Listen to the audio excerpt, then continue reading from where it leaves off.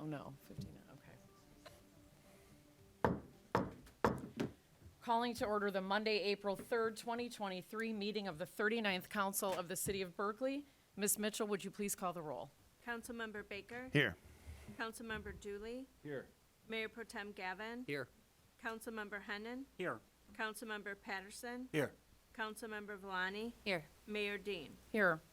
Our first order of business is the approval of tonight's agenda. Is there a motion to approve the agenda? So moved. Support. Motion made by Mayor Pro Tem Gavin with support from Councilmember Baker. Are there any changes or corrections? Seeing none, Ms. Mitchell, will you please call the roll? Dooley. Yes. Gavin. Yes. Hennon. Yes. Patterson. Yes. Vellani. Yes. Baker. Yes. Dean. Yes, the agenda has been approved. Please stand for the Pledge of Allegiance.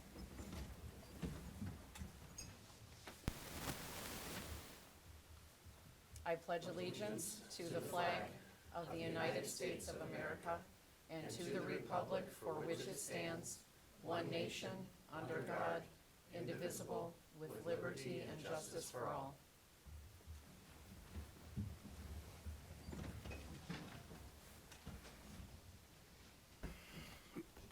I'm going to open public comments.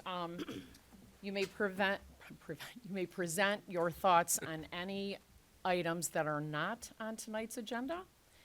You can address those as the agenda items come up. If your concern needs to be addressed by a member of staff, there's a table outside in the hallway where you can leave your name and contact information. When you come to the microphone, please state your name and city of residence. And Ms. Mitchell, do we have any correspondence that needs to be entered into the record? We do not, Your Honor. Thank you. Okay, so, public comments.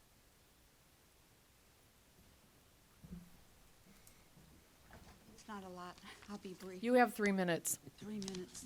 Tell me when, because I have to talk fast. Okay. All right, I'll get on the horn here, hold on.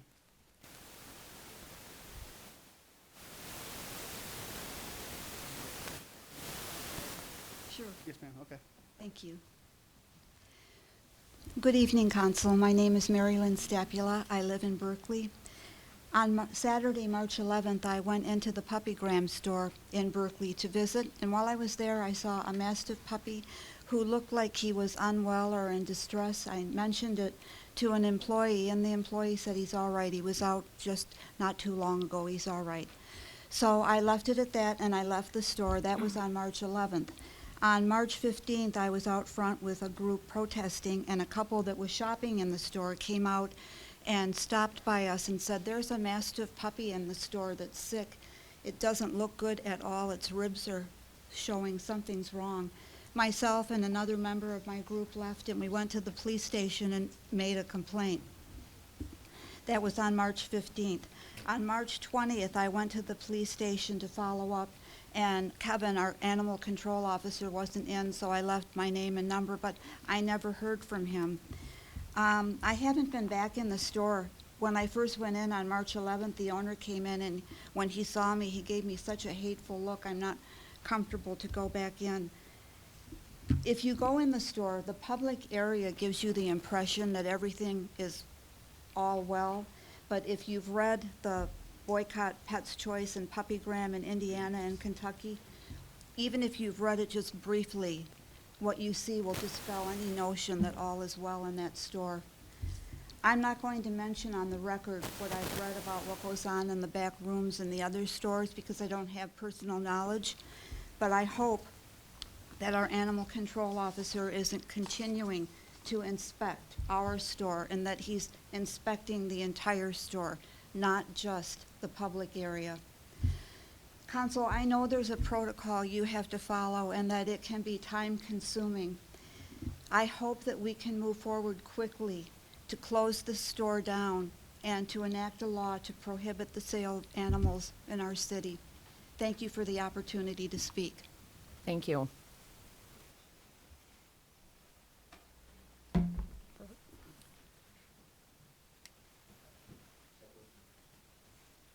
Hi, Matthew Lee from the city of Huntington Woods. Last time I was here, I described to you some of the heinous things that take place in puppy mills. This time I'm going to describe to you some of the stuff, the research I have done on Miles Handy. And I did submit a copy of this to the city clerk's office for distribution to the city council as well. It's a 2-page document. Miles Handy also owns Pet's Choice, which has been permanently closed in Kokomo, Indiana. I did reference here, and I'm not going to go through everything I've referenced. I've pulled out excerpts as well as cited the sources for everything that I pulled out, so you could look them up to confirm that this is all true. But I did pull resources from the Kokomo Tribune, from Yahoo News, and from WRTV News, which is a television broadcasting company in Kokomo, Indiana, all having stories about the abuses of animals at the hands of Miles Handy. What he did not tell you at the last meeting, I'm going to reference some specific Madam things. Chairperson, Yes. may I interrupt for a You minute? may. Sure. I apologize, sir, but we need, just a caution, we need to be very, very careful about publicly disparaging. I'm citing the sources, sir. president. You're citing newspapers, Yep. which in legal circles is hearsay. Mr. Handy also owns Lancaster Puppies, which is a mail order dog distribution company that does not do background checks. And as my fellow resident did speak to, there has been a Facebook page opened with 2,400 participants involved in it that is protesting, an advocacy page on Facebook that is protesting Mr. Handy and his dealings with animals in both Kentucky, Indiana, and now Berkley has become a subject of that site as well. He stated he was being truthful and honest. At the last meeting, the CFO of PuppyGram, Jim Dillon, also stood up here as a concerned citizen, but did not identify himself as the CFO of PuppyGram. He simply identified himself as a concerned citizen, and I thought that was a little bit disrespectful. Just as a point of reference, and this is fact, in the United States, 6 states have outlawed the selling of retail dogs, kittens, and rabbits to the public, and those states are Washington, California, Maine, New York, Illinois, and Maryland. In Michigan, 6 municipalities have outlawed the retail sale of dogs, cats, and rabbits. That is East Point, New Baltimore, Fraser, Royal Oak, Harbor Springs, and St. Clair Shores. So this is not groundbreaking actions here that I'm asking for. I'm just asking for a research into exactly what PuppyGram is, the previous and current other businesses run by PuppyGram, to see if this is actually a business that we'd like to have in our community on Woodward Avenue. So I thank you for your time. I appreciate the opportunity to get up here and speak in front of you, and I wish you a good evening. Thank you, Mr. Lee.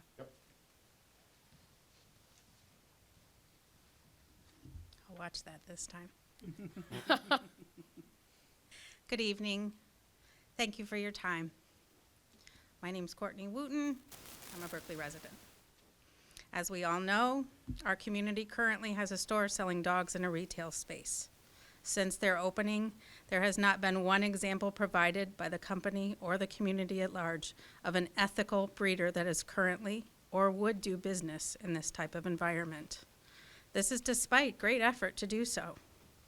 There's been significant public outrage.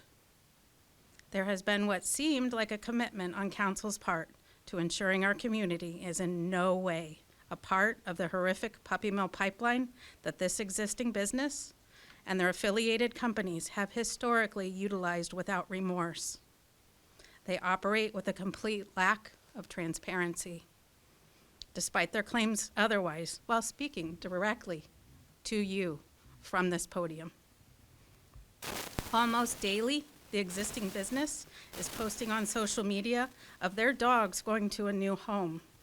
This company will give a dog to anyone without vetting the home they are going to. This company has close ties to working with breeders that are on the horrible 100 list. If you're not familiar, this is a list of some of the nation's worst offenders for animal welfare. During the last meeting, an employee of this organization touted at this stand that their breeders are USDA breeders, as if that's something to be proud of. perhaps assuming that we've not done our research. USDA breeders are allowed to house dogs in wire cages, stacked on top of each other, with 6 inches of headspace, with minimal temperature protections, with mothers having no requirement to ever leave the cage, and no limits to the number of litters she can have. Both the mother and puppies can be killed at any time. They are of no longer valued to the breeder. There simply is no room in our community for such a business. Every day they operate within our community is a day that we are not only allowing, we are supporting this. Thank you. Thank you, Ms. Wooten.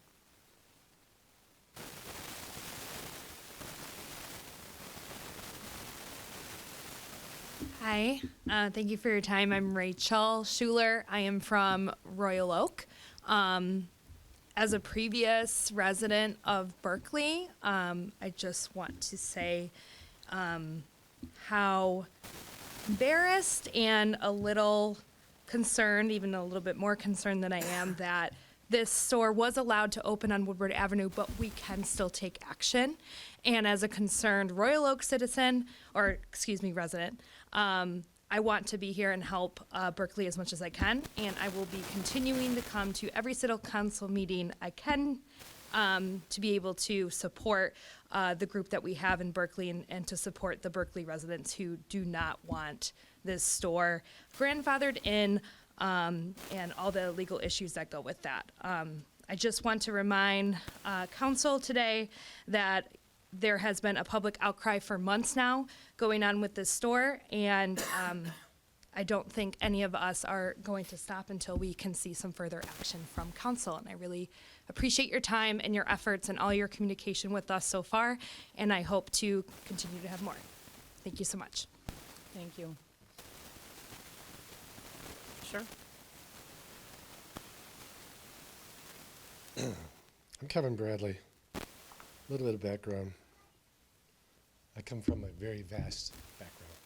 22 world headquarters, 16 corporate schools, 120 countries. I don't know what's going on back here. I had 2 hours of video. I just happened to stop by that store. I've never seen something so clean. I spent 2 hours with puppies sleeping in my lap. I had my fiance on the phone. She happens to be on the continent. Africa. I had long talks with this gentleman. I went through the whole store, went through every puppy, and keep that up. Because I work with 6 legal agencies. Okay. Too, so don't slander me here. Okay, let's So, bring it back around. You may finish your statement, sir, and then you're done. And please, no comments from the public. Thank you. Okay, thank you. Anyway, so I've been in PetSmart where the dogs are just out of their minds. There wasn't one animal misbehaving here. They have wonderful music to listen to that keeps them soothed. Not one of them had a bad smell. I can go into any other store and smell a dog. I can go into Humane Society and smell wretched dogs. And I did adopt a dog one time. It died 2 weeks later from a problem with its heart. So for 3 hours of video and 2.5, or 3 hours in that store, or 3 hours of video, I couldn't tell anything would have ever happened to these puppies or where they came from. Because their fur was as healthy as it could be, and so were their teeth. They weren't misbehaved, they weren't excited, they weren't upset, they were totally calm. And I just happened to stop by, and I didn't even buy a dog. I just happened to stop by. I wasn't having a great day. So I shared those hours with my fiance over WhatsApp. That's an experienced truth. I don't know if anyone here has ever even been in that store, because it doesn't sound like it. Thank you. Thank you.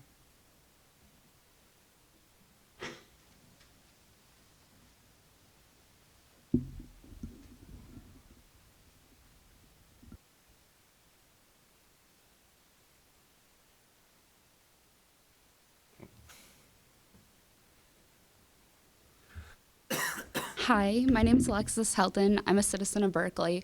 I'm going to start off by saying I'm not a public speaker. My whole life I grew up watching shows such as Pit Bulls and Parolees and Animal Cops, specifically the Detroit branch of this show.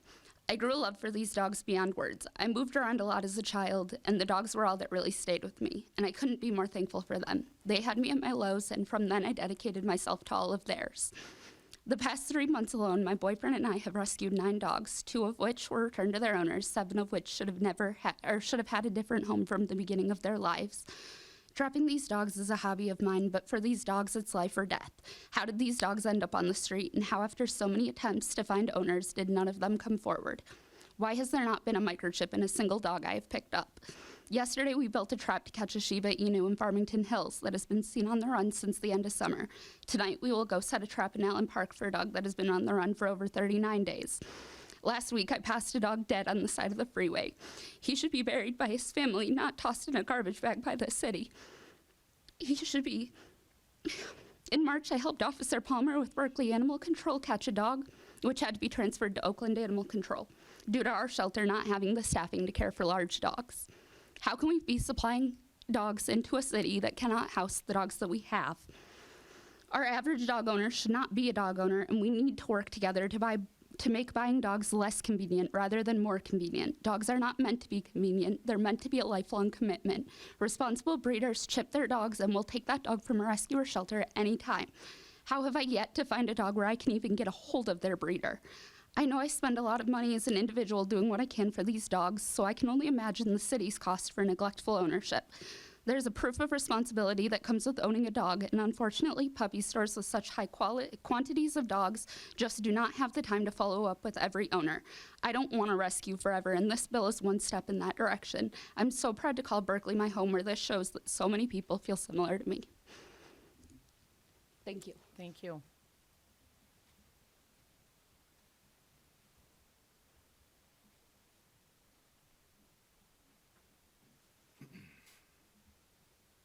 Good evening. My name is William Brett. I'm a resident of Berkeley. I just wanted to say that me and my girlfriend spend most of our free time trapping and rescuing dogs. It's a problem that is caused by puppy stores. We're not just catching pit bulls or aggressive breeds. We're catching German shepherds. We caught a Shiba Inu. We've caught huskies. They're breeds that are bred and sold at these puppy stores. As was said, these puppy stores do not take back their dogs. They seek no responsibility for where their dogs go, and they end up in places like running the streets in the ghetto, or even now in Berkeley, Hazel Park, other cities around us. I have come up through the Berkeley school system, and I hope to one day send my child through the same system I went through, because I'm very proud of being a Berkeley resident. But if I would not like to live in a city that does not care about the concerns of their people. And I may even look into moving elsewhere where they may. So, thank you for your time. Thank you.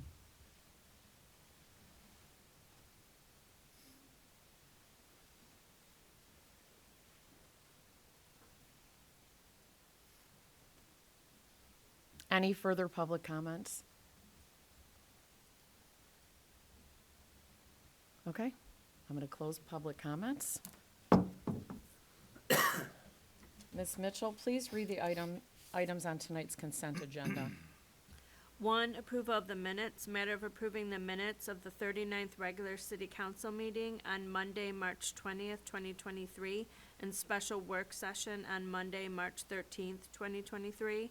2, proclamation number P823, matter of proclaiming and recognizing the volunteers of the city of Berkeley and declaring the week of Sunday, April 16th through Saturday, April 22nd, 2023 as Volunteer Week. 3, proclamation number P923, matter proclaiming Sunday, April 23rd through Saturday, April 29th, 2023 as Arbor Week. Is there a motion to approve the consent agenda? So moved. Support. Motion made by Councilmember Valani with support from Councilmember Patterson. Are there any corrections or additions? Seeing none, Ms. Mitchell, please call the roll. Gavin, Yes. Hennan, Yes. Patterson, Yes. Valani, Yes. Baker, Yes. Dooley, Yes. Dean. Yes, the consent agenda has passed. Ms. Mitchell, please read item number 1 on tonight's regular agenda. Recognitions, presentations, matter of any recognitions or presentations from the consent agenda. Seeing none, Ms. Mitchell, would you please read item number 2 on tonight's agenda? Resolution number R623, matter of recognizing Natalie Price for her years of service as council member for the city of Berkeley. Is there a motion to approve R0623? So moved, Your Honor. Motion Support. made by Councilmember Baker with support from Councilmember Valani. I just have a little something here, Natalie, that I'm going to read. A resolution of the Council of the City of Berkeley, Michigan, recognizing Natalie Price for her service as a council member for the City of Berkeley. Whereas for the last 5 years, the City of Berkeley had the honor of being represented by Natalie Price as a council member of the Council of the City of Berkeley. Natalie was elected to serve the city as council member on November 15th, 2019, and has served generously. And whereas Natalie was elected to the Michigan House of Representatives as the state representative for the 5th District on Tuesday, November 8th, 2022. And whereas Natalie earned a bachelor's degree in English and Classics from Vassar College in 2004 and went on to pursue and gain her Master's of English Studies from the University of Exeter, UK, in 2006. And whereas, since making her home here in 2015, Natalie Price has devoted her time and energy to many worthwhile causes in Berkeley, including serving as the council liaison to the Berkeley Library Advisory Board, as well as the Citizens Engagement Advisory Committee. And whereas, Natalie's long civic career began in March 2018 when she was appointed to the Citizens Engagement Advisory Committee and then went on to be elected to City Council in 2019, where she served. Whereas Natalie's reliance on the time-honored values of hard work and diligence has led her immense success as a public servant and civic leader. Natalie's contributions to our community will be sorely missed. And whereas, during the course of these last 6 years, Natalie's duties and opportunities were varied. As the council liaison to the library board, Natalie was always prepared, informed, insightful, and a voice of reason. Natalie has proven herself to be an estimable public servant who has dedicated her personal time, energy, and excellence to improving the quality of life of her fellow citizens. And whereas Natalie has earned the respect and admiration of her colleagues and neighbors, as well as their great pride in her as state representative for the 5th District of the Michigan House of Representatives. Now, therefore, the City of Berkeley resolves, Section 1, that City Council, on behalf of all local residents, offers its genuine thanks and appreciation to Natalie Price for her dedicated service to the City of Berkeley, and the City Council extends its congratulations on her election as state representative for the 5th District of the Michigan House of Representatives. Introduced and passed at a regular City Council meeting on April 3rd, 2023, Bridget Dean, Mayor. Now, I would like to first open this up to council for any comments, words, and then we'll move on from there. So, anybody? Councilmember Hennan. Yeah, I just want to, thank you for your service to the city, your dedication. It was always inspiring and really glad to have a representative for us, at the state that came from these seats. Thank you. Since I'm not sitting on council with you, we still work together on some other things. So you've always had an open mind and an open heart, and for that I thank you. And I know you'll serve the citizens of Michigan 5th District well. Councilmember Baker. Oh, thank you, Your Honor. Wow, Natalie. So it's been an amazing honor on my part to have known you before you served on City Council, while you served on City Council, and of course now admiring your career as you represent us at the state level. I continue to appreciate not only your passion for the topics and interests that help advance our society and make our culture more just and more progressive and diverse and respectful, And I also appreciate how you build teams. Everywhere I've seen, you've brought together incredible people to do amazing things that nobody could do on their own. And so that's a very admirable trait, and I'm looking forward to seeing you put that skill to work, because I know we need a lot of good teamwork there in Lansing to help make some good things happen. So thank you. I'm pleased to know you. Thank you, Your Honor. So I too want to offer my thanks to Natalie for your service on council. Your dedication, work ethic, deep and unshakable desire to do what you believe is best for the residents is certainly an inspiration, and I know will be for the residents and all residents of your new district. You continue to approach difficult problems with a thoughtfulness, an open mind, and a sincere desire to make the lives of the residents better. So I really enjoyed the time we served together, and just thank you for all you did and all you'll continue to do for the residents of Berkley and the whole 5th District. So, thanks. So Natalie, I got to know you when I was sitting on CEAC and you served as the council liaison, and it was very clear from my seat there how dedicated you were to the city. And I still remember the phone call. I'll probably never forget it when you called me, encouraging me to step up and run for council as well. You were so supportive throughout that whole process. You still continue to be. I don't think I've ever met another leader, political or otherwise, who has a heart as big as yours and truly wants to always do the right thing because it's the right thing.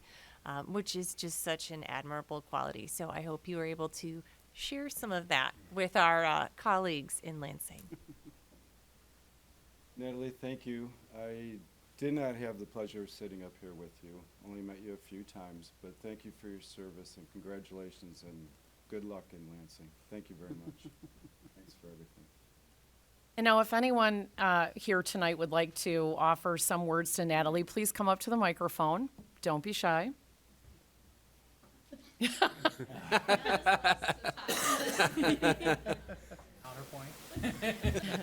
As a former member up there, I sat next to Natalie for quite a while, and I'd just like to thank you for your dedication to the things you do for the citizens of Berkley. I know that you have their best issues in your heart, and you want to work. You strive to work hard for them, and you'll do the same thing in Lansing. So it was a great run. I appreciate it, and thank you, and keep up the good work. Natalie, why don't you come up to the podium so people aren't having to look back? But come with her, because I know you want to say something. It's written all over your face. The last time I spoke, I started crying. It's okay. Natalie and I knocked a million doors, and I'm so used to politicians shading what they think, and she was exactly what, 100% genuine. And if somebody didn't like what she said, she just moved on. And it's pretty impressive to me. And a great neighbor and a great mother. And that's all I can think of at the moment. Thank you. That's lovely. Thank you. It's my turn? Well, unless we have anyone else here that would like to. Yes, I was waiting for you.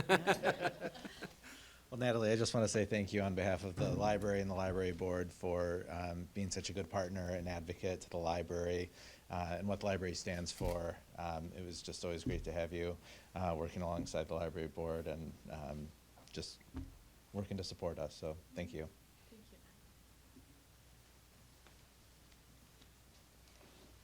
Okay, Natalie, you have the floor. Thank you. Before I get to my speech, which I wrote out ahead of time because I can't help myself, but just a quick little, very specific update from Lansing. For everybody who's here about pet stores and dogs, cats, and rabbits as retail, just wanted to let you know that my colleague, Representative Penelope Cerniglu, has a bill that she's working on getting stakeholder and citizen feedback on to ban the retail sale of dogs, cats, and rabbits in all of Michigan. So encourage everyone to reach out to Rep. Cerniglu with your feedback as well. And as a representative from Berkeley, I will be sharing that. She sits next to me on the floor. So grateful that that's a timely topic here. I just needed to Yes, share thank that you. I appreciate update it. from Lansing. Is there a phone number yet on that? Just looked, and I don't think it's been introduced yet. So still in the stakeholder feedback phase of things. Yes. Thank you. Yes. I did co-sponsor it though, so just waiting for Nice, yes. All right. So first, I want to thank all members of council for your service to our city. You volunteer countless hours and an incredible amount of energy in the hopes of making your community a little bit better. And your work is rarely recognized and appreciated. I'm very grateful for all that you do. I specifically want to recognize Steve Baker for being my main mentor when I decided to run for public office, and both Bridget Dean and Ross Gavin for sharing the joys and the struggles of our first campaign season. I'm also grateful to Dan Turbreck, Dennis Hennon, and Jack Blanchard. We may not have agreed on every single issue, but I learned a great deal from working alongside each of you and watching how you navigated your roles and responsibilities to our city. And thanks to Jack, my house will always be well stocked with fire extinguishers that I now know how to operate. So we're all safer due to Jack and his diligence.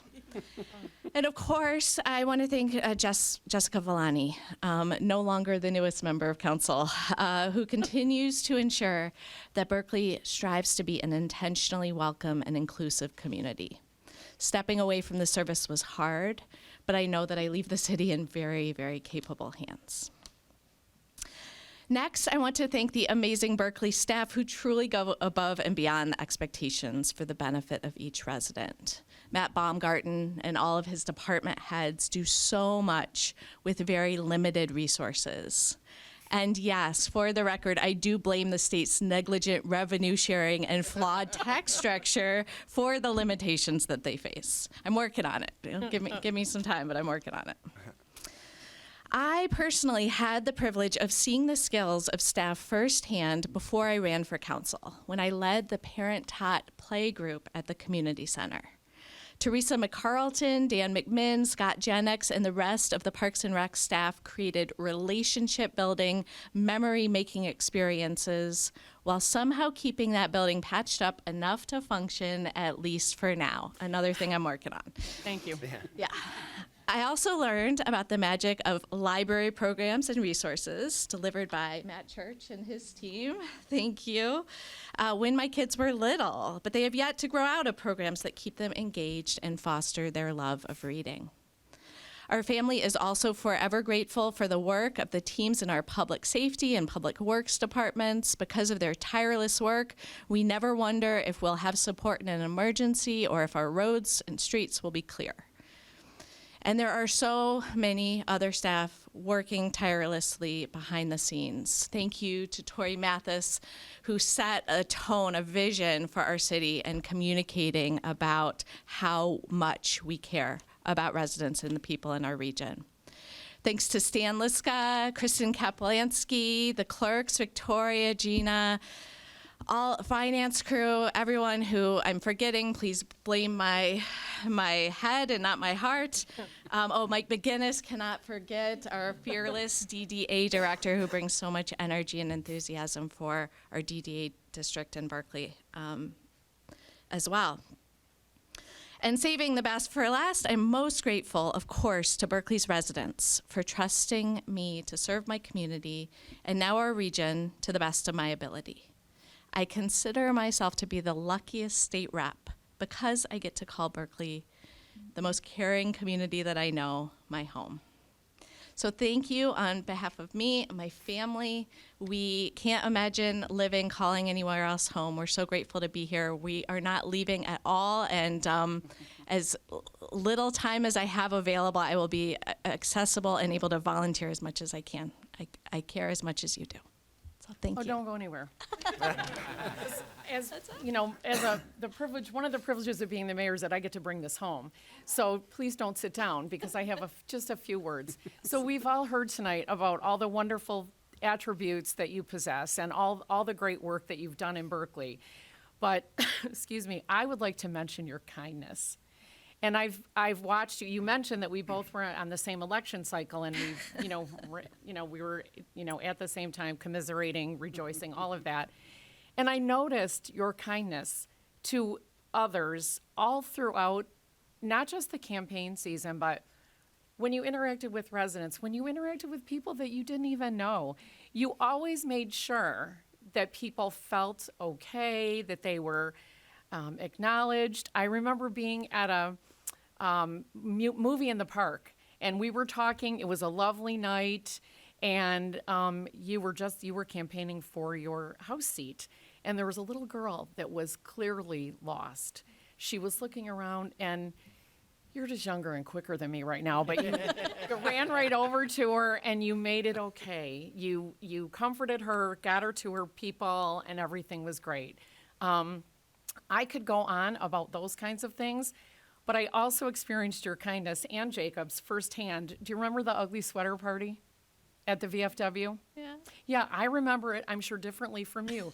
You guys were there with a big table of all your friends, and Mike and I came in, and I'm like, oh, I don't know anybody. It's never been a deal breaker for me. But so we sat down, we had our drinks and snacks, and you and Jacob left your people, and you came over and sat with us and visited for a while. And it's etched on my heart. And you mentioned about crying. It's okay to cry. It's an emotional thing. When you leave an indelible mark on someone, they don't forget. And so Berkeley's benefited from your kindness in so many ways, and you have a way of making things okay, and you're going to do that in Lansing, and we are proud that you call Berkeley home. So thank you. Thank you. Thank you very much.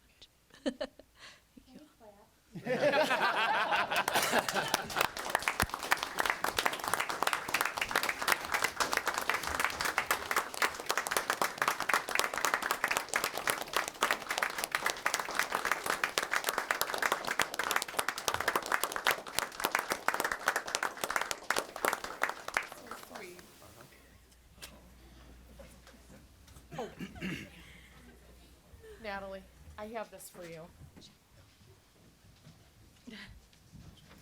Officially official. Thank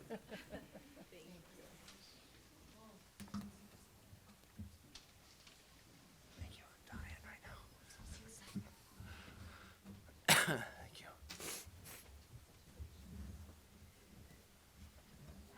Hooray for the Price family. Yeah. Okay.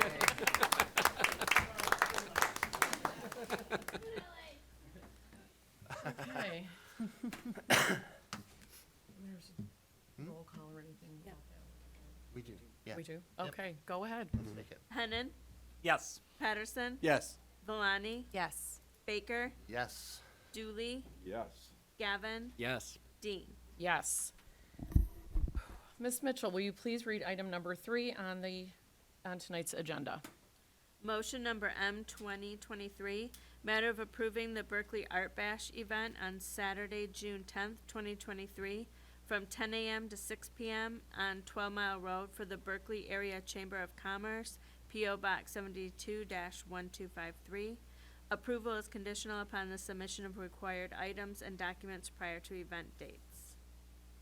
Is there a motion to approve M 2023? So moved.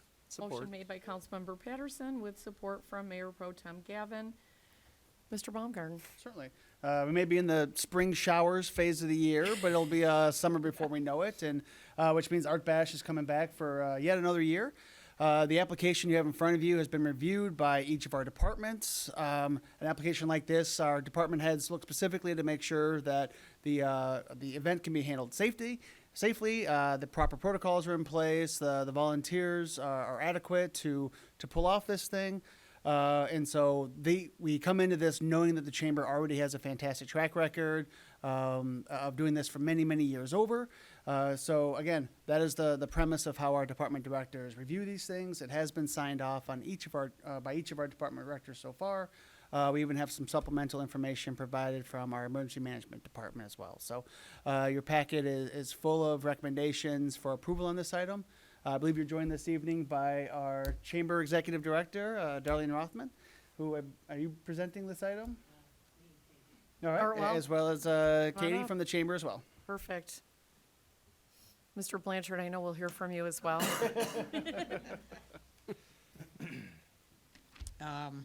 To announce officially, Katie is actually taking over as of April 1st, the events We're not portion. closing Griffith, we're closing 12 Mile. Congratulations.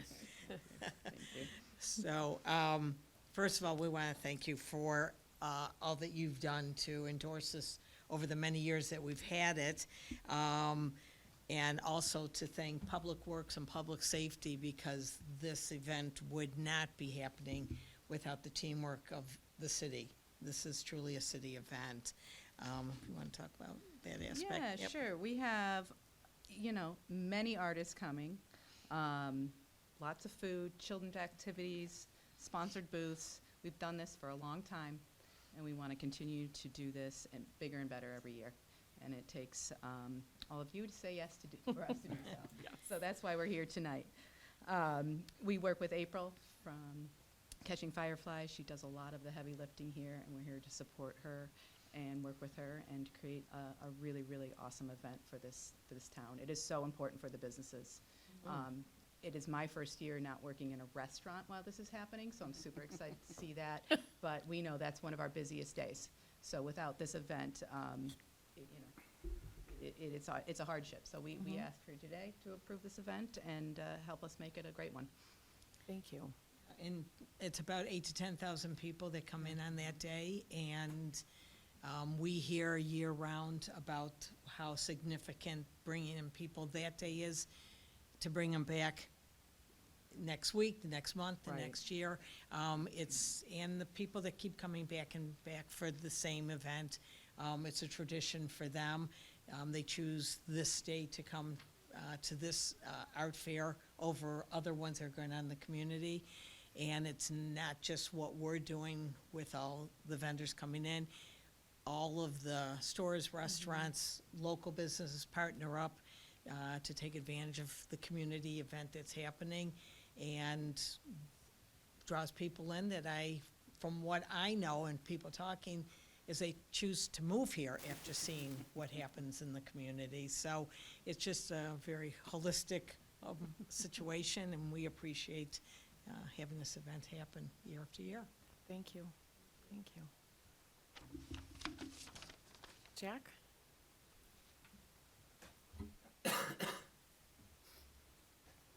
Jack Blanchard, Berkley Public Safety Emergency Management. Well, I've reviewed this with Matt Kane. Matt Kane has already drafted the traffic control order, and we have his comments on this. We have comments from Sean at DPW. So as soon as we get through with the Berkley Days plan, we will start the development of the event plan for the Art Bash.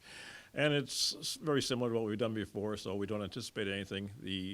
We will include, as we always have, an incident action plan in there in case there's any incidents. And we will move forward to trying to keep the citizens of Berkley protected, as we always do. So, thank you. Thank you. Discussion from council. Any questions for Jack or, yes? Thank you, Your Honor. Jack, just a quick question. Who does the actual work of notifying SMART, ambulance services, waste collection, or the road closures themselves? We notify Oakland County, because that's 12 miles of a county road. And then we also notify, Matt Kane notifies all of the public safety agencies, the ambulance services, and the bus company, in addition to that, to make sure that we don't have any problems there. Okay, great. Thank you. I just want to say thank you for your work. This is always a great event. It does bring out tons and tons of people, but it's nice just to be out. It's hopefully nice weather for you again, and it's just a great event. So thank you for all the hours that you both put in your team. So thank you. Councilmember Valeni? For Darlene and Katie, are there opportunities for local businesses, residents to either sponsor, advertise to help support the event?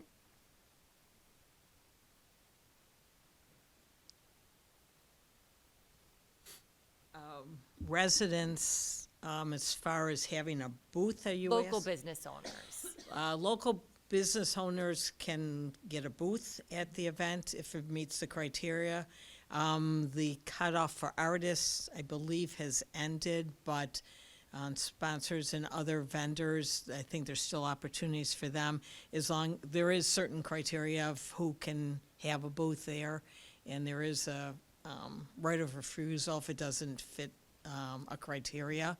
But there's opportunities certainly for, and we encourage our businesses, especially that are on 12 Mile, to do whatever they can to enhance people by doing something in front of their business. Some people don't have a business on that street, and they have partnered with businesses that do so that they can participate, and it's usually right there on the sidewalk. If they choose to be in the street, then they're a booth. But if they choose to do anything in front of a business, which we highly encourage, we're trying to bring people to the community, and drawing them into their business is the perfect side effect. Perfect, Yeah, thank you. Thanks. Councilmember Baker. Thank you. As a follow-up, and so that you can get a few more steps in here, if someone were interested in having a booth or volunteering or just wanted to learn more about this, is there a website or a Facebook group? Yeah, or there both? is a Berkley Art Bash website, and it's been up for a couple months already. Yep, because the artists have already been signing up since, I believe, January. Right. And so we are definitely looking for volunteers. It's actually a great opportunity to volunteer because you're right in there with the community. And for business owners, they've actually met people and developed businesses just by moving the barriers. That's a big thing, is we gotta make sure that no one's driving down 12 Mile on that day. So that is a key volunteer opportunity, but certainly there's wonderful opportunities to be involved. And it's just a fun day, as you all know. It's just a fun Indeed, day. it's always a delight. So if somebody wanted to learn more, they could just Google it or something to find Yep. the website or the Facebook? Go to berkleyartbash.com. Perfect. I think it's .com. Sure That sounds it is. right to me. Yep. Excellent. Thank you again. I can keep you more steps.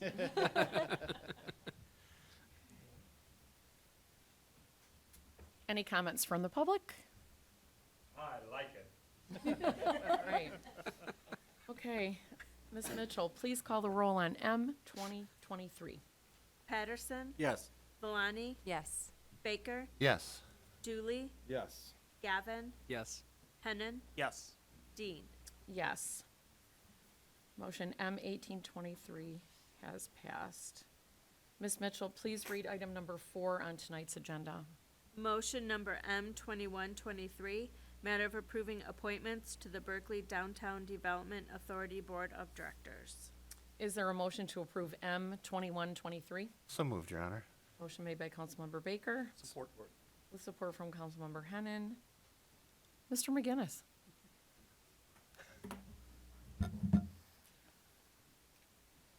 Good evening to this honorable body. The Downtown Development Authority Board of Directors, our bylaws state how our governing body, of which some of you over the years have served on, and so we're grateful for that frame of reference. It intentionally spells out representation from both of our main corridors. There are multiple seats held by Coolidge businesses or property owners, by 12 Mile businesses or property owners, and then community members at large as well. One of our Coolidge seats is now vacant, and so we are very grateful that a business owner from the Coolidge corridor has applied for that vacant position. Her name is Katie Forte, and her business is June and December. So internally from the board, the Downtown Development Authority perspective, the organization committee of our DDA board reviewed the application, conducted an interview, made a favorable recommendation to the full DDA board, and the DDA board unanimously voted to recommend Ms. Forte to advance for your consideration from here. And she has been a dynamic business owner. It's an amazing retailer in the downtown Berkeley landscape, and she's already, even before being a candidate for this position and now before you for consideration, she has been an active business, participating in our promotional initiatives, sponsoring activities, making a really concerted effort in terms of curb appeal, enhancing the streetscape, and really just pursuing all of the initiatives and promotions that the Downtown Development Authority has been pursuing, which is really compelling to us and the organization committee and the full board that played into their strong recommendation to you tonight for a favorable consideration. And she is with us this evening if you'd like to meet her directly. Thank you. Council, any discussion, questions?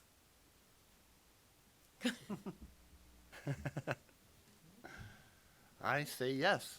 I'm in favor. We're not voting yet, but yes. I like Any it. public comments? Well, I'm excited that you're here, Katie, and I look forward to hopefully a unanimous yes vote for your appointment to that position. Councilmember Gavin and I spent time on the DDA board, and, you know, it does great things, you know, for the businesses in our downtown. So thank you for offering to fill that role. It's, you know, it's not nothing. So, okay, Ms. Mitchell, please call the roll on M2123. Valani, Yes. Baker, No? Yes, Yeah. yes. Yes. Dooley, Yes. Gavin, Yes. Hennon, Yes. Patterson. Yes. Dean. Yes. The motion has passed. Yeah. Yes. Ms. Mitchell, will you please read item number 5 on tonight's agenda? Resolution number R723, matter of establishing the Berkley Outdoor Social Scene, AKA BOSS, Social District. Is there a motion to approve R0723? So moved. Motion made by Councilmember Baker Support. with support from Councilmember Dooley. Ms. Kapelanski. Thank you. Good evening, members of council and Madam Mayor. I am very happy to present to you the Berkley Outdoor Social Scene Social District. This is a Part A and B item on your agenda. So this is Part A. This is just the resolution establishing that social district.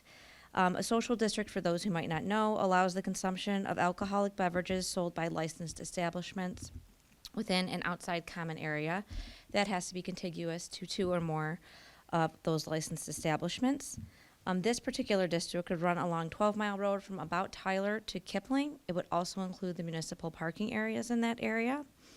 The first step is the establishment of this resolution by council, and then also the approval of the maintenance and operations plan, which is Part B of this particular item. Should the council establish the district by resolution and approve the maintenance and operations plan this evening, staff would go ahead and file an application with the Michigan Liquor Control Commission for their approval. And then any participating businesses would need to go ahead and file separately with the MLCC. They have a separate application and fee that they need to submit. I've included a social district agreement as well, just as an informational piece that looks like it's pretty standard practice in my research across the different communities that have already gone this route. We've also had the chance to check with Public Safety and DPW, and they have expressed no concerns with the establishment of the district. So I'm happy to answer any questions that you might have. Perfect. I do have a question. Yes. Under festivals and special events, if a special license for an event is issued within the social district, the holder of the social district permit shall not sell and serve alcoholic liquor during the effective period of the special license. Who is the holder of the social district permit? I was just confused about. Yeah, and you are not the only one who was confused. I love company. So this is part of the maintenance and operations plan, which is the Part B, but let me kind of speak to that in plain language. And Councilmember Hennon was helpful in crafting some language that made a little bit more sense. But I will read the change that I'm going to suggest as part of that Part B when we get to that item. But just speaking plainly, what it means is that if we have something like the Art Bash and the American Legion were to set up an area as they have with other festivals where they sell their own alcoholic beverages, the alcoholic beverages that can be sold in that special event area can only be sold by the American Legion. So even if under normal circumstances that were part of the social district, during that special event, that cordoned off area is not part of the social district. Only the special event licensee can sell in that area. Okay. And that was not clearly stated, but that's what it means. So if I buy alcohol in that area, can I take it out of that area even No. though it's a social district? So it's a island in a district almost. During the special event. Island within an island Yes. for special events. Okay. I was just thinking about Irish Fest, you know, on 12 Mile. Yep. And so that'll be interesting. Okay. Any other questions from council? Councilmember Baker. Thank you, Your Honor. Thank you for bringing this before us, and to all of those who have helped contribute to this journey through all the past many months and possibly years. Approximately, I won't pin you down, but approximately how long does it take to go through the paperwork? Meaning, when can folks expect to begin to hear more about this through announcements and social media? When will this take effect? So if this is approved this evening, I will go ahead and submit this paperwork to the MLCC later this week. You are really pinning me down, and I have no idea how long they're That's going to okay. take. But we're hoping that they can turn it around for us in 1 to 2 months, and then people would be able to apply Yeah. immediately with their businesses. As I understand it from a business perspective, they're already licensed and have been reviewed by the MLCC. It's a pretty easy thing for them to add on. So we're hoping for, let's go 2 to 3 month turnaround total. Perfect. So it's a this year kind of thing. Is kind Oh, of what yeah. I was aiming Yes. for. Cool. But And- don't hold me to that. No, it's all good, right? At least we're moving forward. Yes. If we vote to approve. Yes. Can you tell us a little bit about the hours of operation? Are there times when So the there's not a- district just shuts down? You know, that kind of stuff for those that haven't had the opportunity to read all the paperwork. Yep. So we are allowed to set our own hours of operation within the standard hours of bar operating licenses. I believe we put, It's on 11 to 10. thank you, 11 to 10. Yeah. So we put 10 p.m. When I was looking around at the different social districts that have been established in Oakland County and the metro area, they were in a 10 to 12 closing time range. But if council would like to extend that or change that time, we could certainly look at doing that. I just have one question about on Sundays. I tried to find it. Are we allowed to serve alcohol at 11 a.m. or does it have to be noon, according to state law? Yeah, I can double check that. What I was finding was kind of conflicting, so I didn't know the answer. Yeah, I'm not sure off the top of my head either. You know, It's a good question. I yeah. thought they changed that law, but I'm not 100%. I think that they changed that law too, and a lot of the participating businesses, potential participating businesses are open for brunch. So they're already serving alcohol before 11 a.m., so I don't think a social district would be treated any differently. You have to have an addendum to your license to operate on Sunday before noon. It's just another special license that they have to have. The business. They can get that, so do you think we don't want to imply here that if we have, we're operating open at 11 o'clock on Sundays, no, if you don't have that special license, you can't serve alcohol. Out of your business, yeah. Thank you. Mayor Pro Tem Gavin. Thank you, Your Honor. Kristen, you were talking about that you've kind of done research through other communities throughout Oakland County and Metro Detroit. Have you had any conversations with individuals in your equivalent position about, figuring out the greatest opportunities for success or potential issues that could arise? So I've had the chance to talk to a couple different people on our planning consultant that's kind of reached out as well. And then the public safety chief did as well. So from a public safety standpoint, he hasn't run into any issues from anyone that he's heard of. From an operational standpoint in the planning world, it seems like these have been kind of greeted with open arms. Nobody's really run into any major problems. In terms of success, it kind of depends on how many participating businesses you get. I know Mike and I have reached out to all of the potential participating businesses, and all of them have at least expressed interest. Some have said that they're in, tell me where to sign, what to do. So I do think that makes a big difference too. Great, thank you. Mm-hmm. Councilmember Baker. Thank you again, Your Honor. And speaking of signs, will there be, or to what extent will there be signage to indicate, from here, don't go any further, that kind of stuff? Are we partnering with the DDA to match the brand and all the look and feel and all that good stuff? So we have this separate in the operations plan. You'll see the logo that Tori worked with and came up with, and that was in conjunction with Matt and myself and Mike. So we've all been working together on this.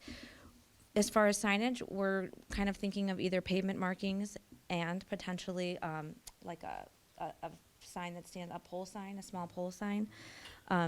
We're still coming up with exactly how we're going to do that, but those are the two things. It's probably going to be a combination, and we're required to have that signage so that people know they cannot take their drink any farther. Excellent. Yeah, thank you. I was aware that it was a requirement. Just wanted to know that we had plans in place to address that appropriately. So thank you again.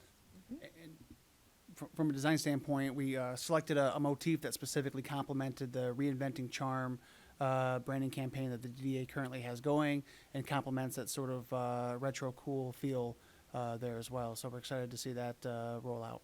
Nice, thank you. Councilmember Hennon.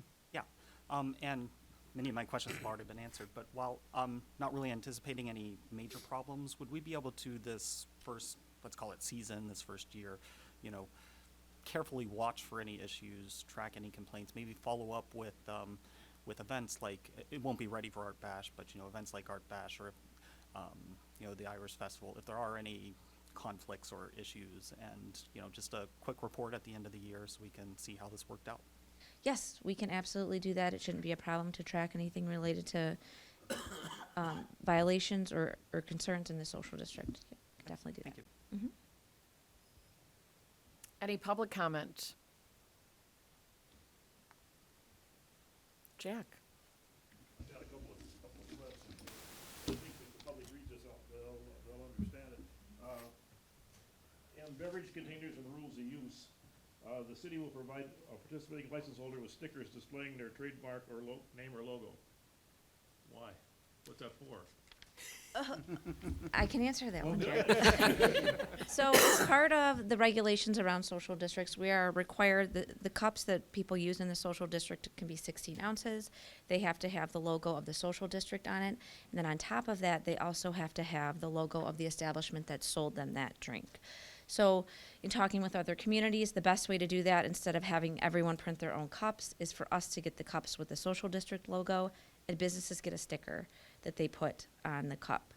Kind of an economy of scale thing. That was not real clear in here. I assumed that, but I wasn't sure. Let's see.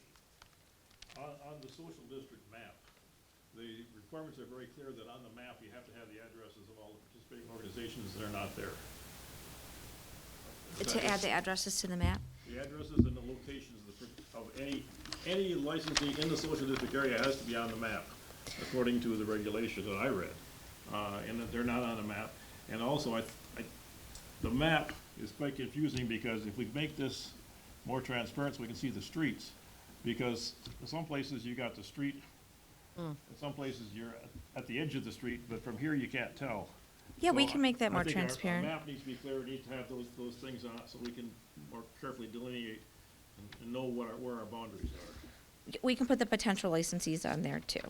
And the other thing that Councilmember Hennon was mentioning, too much paper here. In the MLCC, the second paragraph in their document right here more clearly defines what we talked about as far as that. And you might want to take some language out of that and incorporate that into that statement, because the one on the special licenses is very confusing. Yep, I have an update for that when we get to the maintenance and operations plan. I love it. Okay, anyone else? All right. Ms. Mitchell, will you please call the roll on R0723? Baker, Yes. Dooley, Yes. Gavin, Yes. Hennon, Yes. Patterson, Yes. Valani, Yes. Dean. Yes. R0723 has passed. Ms. Mitchell, will you please read item number 6 on tonight's agenda? Resolution number R823, matter of considering the maintenance and operations plan for the Berkley Outdoor Social Scene Boss Social District. Is there a motion to approve R0823? So moved? Motion made by Councilmember Valani. Support. With support from Councilmember Baker. Ms. Kapelansky. Yeah, so I won't spend a lot of time talking too much about this, but I do want to read to you the suggested language change from Councilmember Hennon that Mr. Staron has reviewed as well. So I would ask for approval of this item from council with this change, that the text under festivals and special events be changed to this, and I'm just going to read it out for everyone. Public Act 124 of 2020 does not allow special event liquor licensees to participate in a social district. If a special licensee for an event is issued within the commons area of the social district, signs must be clearly posted showing the portion of the commons area to be utilized exclusively by the special licensee and the portion of the commons area to be used exclusively by social district permittees. So if everyone's okay with that, Thank you. I will just change that out. We good? Yep. Okay. Thank you. Any more discussion? Okay. Public comments? Yes, Mr. McGinnis. I want to thank you to the honorable body. I want to salute Director Kaplansky for the legwork that she did to bring this to fruition. I really appreciate the city of Berkeley's receptivity to innovating and seeing how it works, and that the beauty of what the state allows is that it can be modified as we have our experience and find out what the best practice and the best tailored fit is for Berkeley.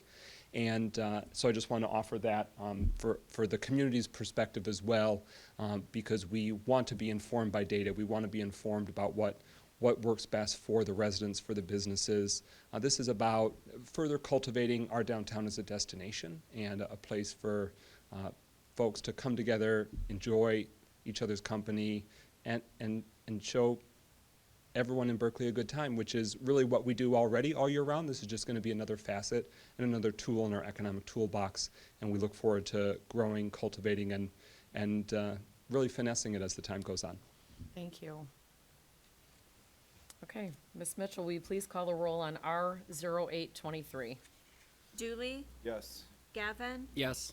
Hennan, Yes. Patterson, Yes. Valani, Yes. Baker, Yes. Dean. Yes. R0823 has passed. Ms. Mitchell, will you please read item number 7 on tonight's agenda?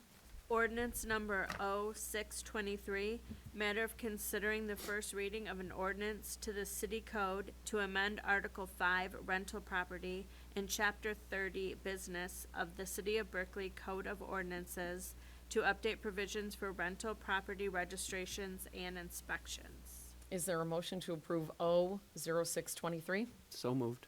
Motion made by Mayor Pro Tem Gavin Support. with support from Councilmember Hennan. Ms. Kaplansky. Yes.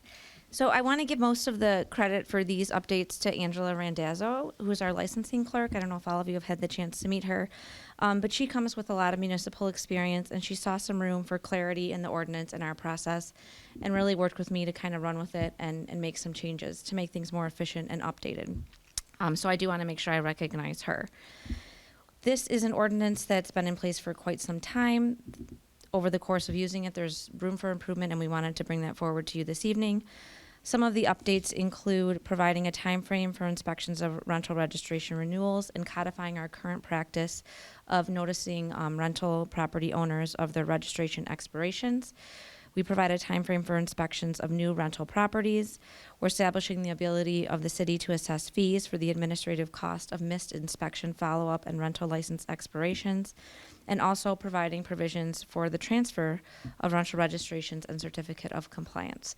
So this is codifying a lot of the practices that we already do, but also updating things based on research we've done in other communities and what's worked. I have one recommended change to this one as well. Okay.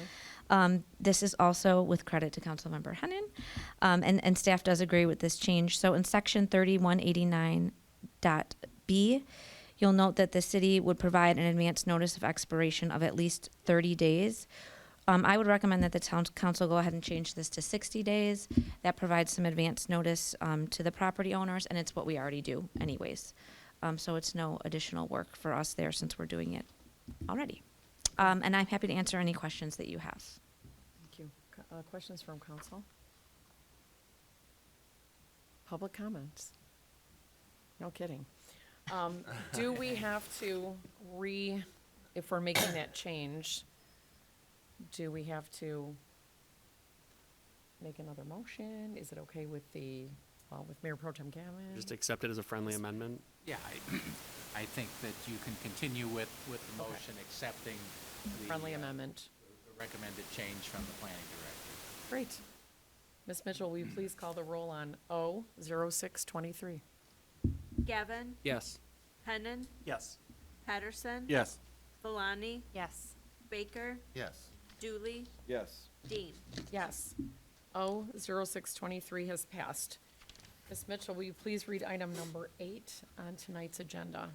Motion number M2223, matter of approving a letter of understanding with MAPE regarding promotions. Mr. Paul, oh, sorry, wait. Is there a motion to approve M2223? So moved. Motion made by Councilmember Patterson with support from Councilmember Julie. Now, Mr. Baumgarten. So we have a letter of understanding in front of you. MAPE settled the contract already. It was actually October 4th when council said 10-4 to the agreement.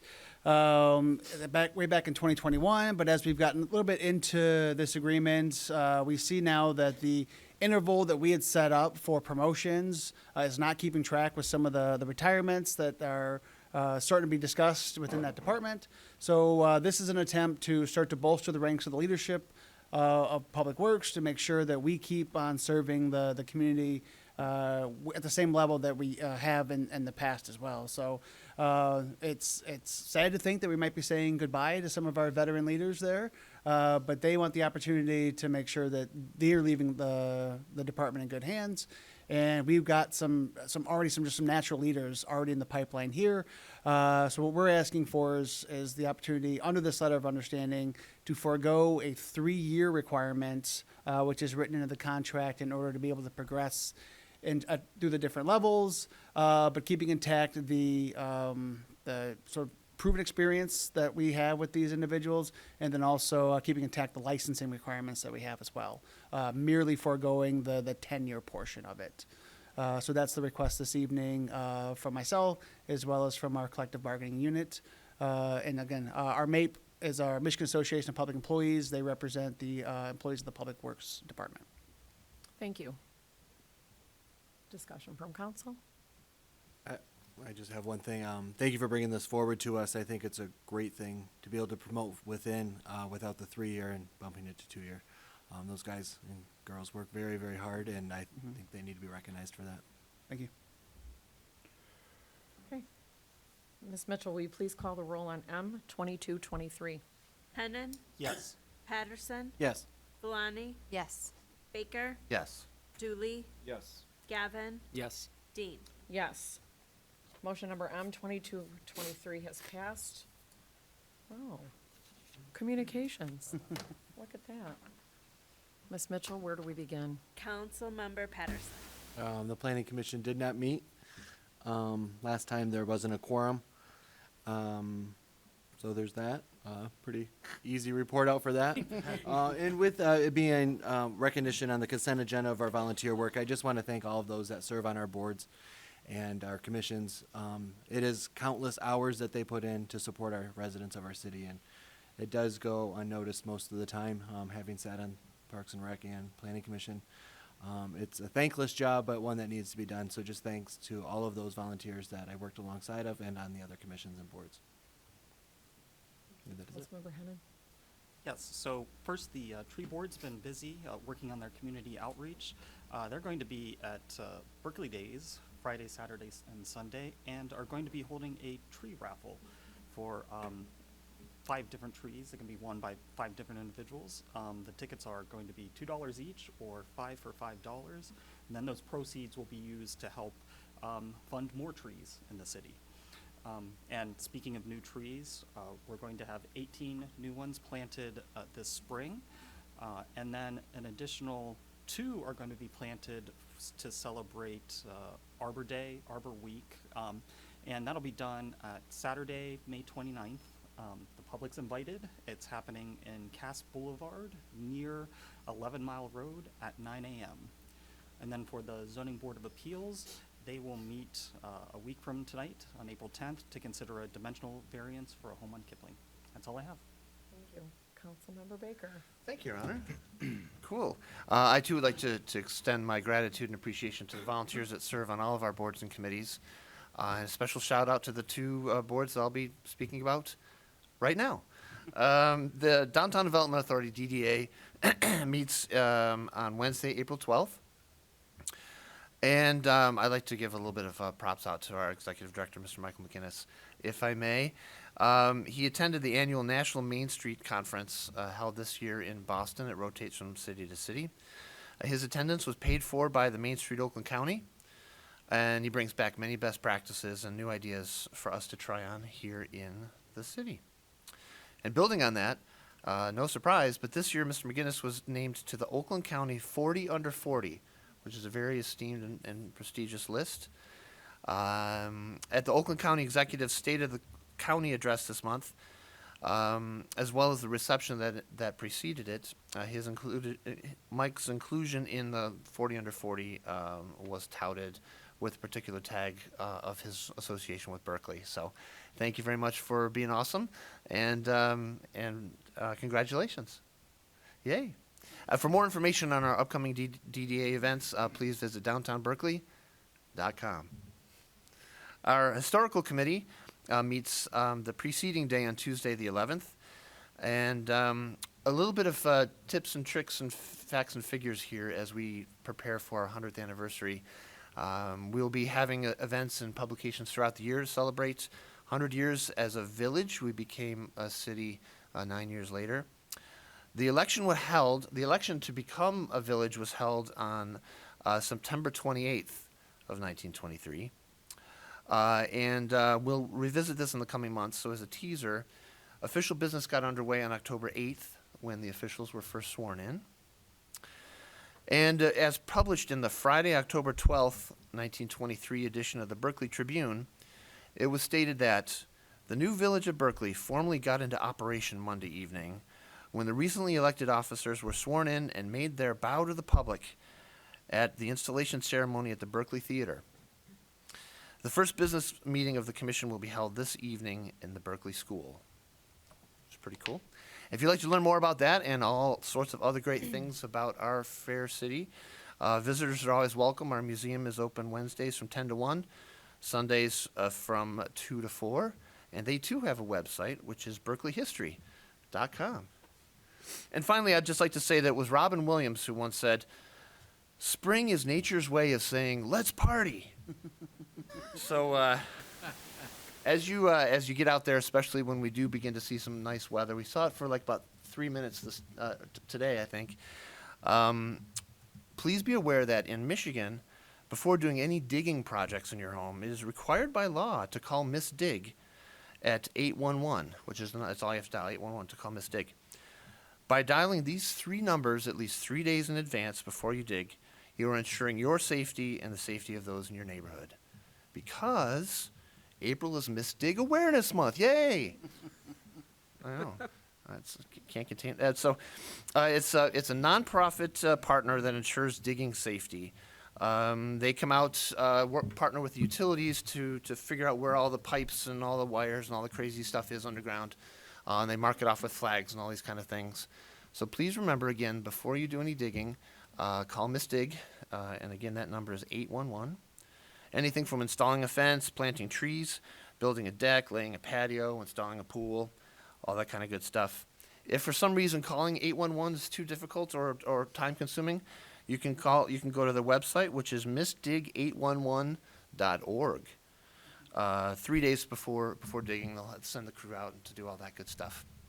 And so please, again, stay safe. Hug somebody you love, because I know they need it and you do too. So thank you very much, and here's to a great Miss Dig Awareness Month. Get lawn signs if you need them. Kidding. Mayor Pro Tem Gavin. Thank you, Your Honor. We dig it. Yes. Oh, man. Thank you very much. I'd like to echo my colleagues' sentiments of thanking all the volunteers on boards and commissions in the city. You make city operations possible through your time, your effort, and your selfless giving of each of those things. So the Environmental Advisory Committee will next meet at 6:30 on Thursday, April 20th on the second floor of the Public Safety Building. And then for Parks and Rec, registration for our Family Dance Jam Band is now open, as well as week-to-week registration for Summer Day Camp. So we've added both day and night pickleball classes as well. And all registrations can be done by visiting recreation.berkleymich.org. The April Parks and Rec meeting has been canceled, and so the next advisory board meeting will be at 7 p.m. on Thursday, June 8th in the community center. And that's all I have. Thank you. Councilmember Valani. All right, I'm going to be the broken record and continue to thank all of our citizens and residents who are volunteering on boards. Not only is your effort greatly appreciated, but I know from my seat, I always love the conversations that we have and getting to know people on that more individual level as well.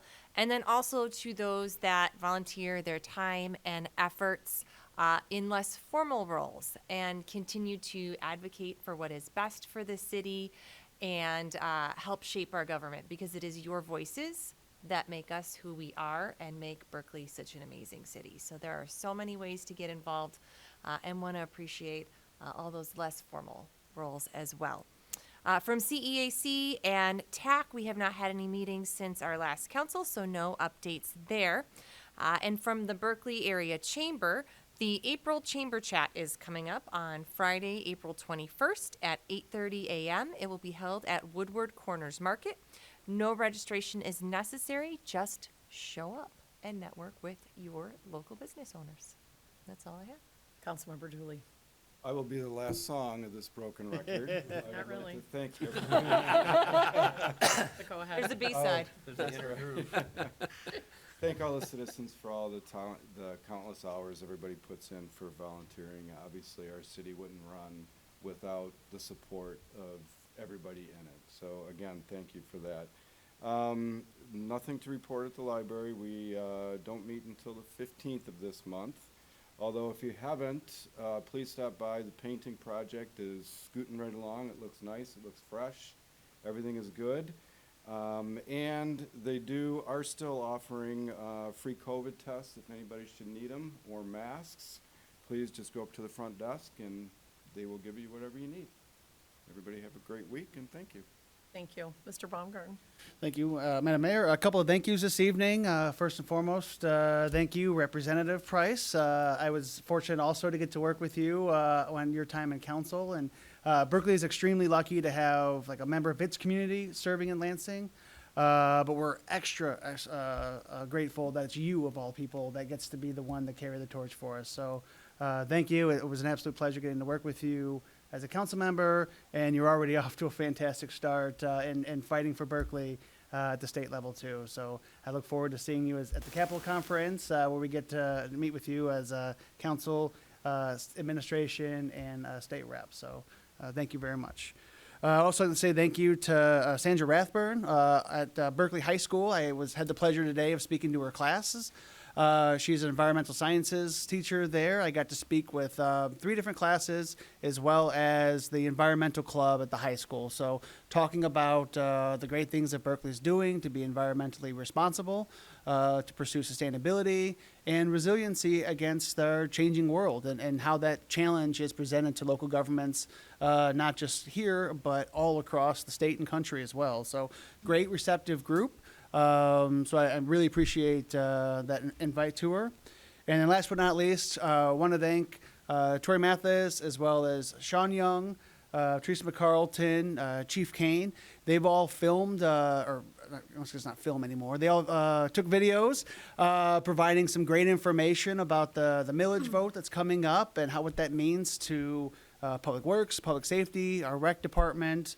It's great firsthand information, which I think is incredibly important as voters continue to make up their mind regarding the May 2nd ballot question. And just would like to also caution people, there is a lot of information floating around out there.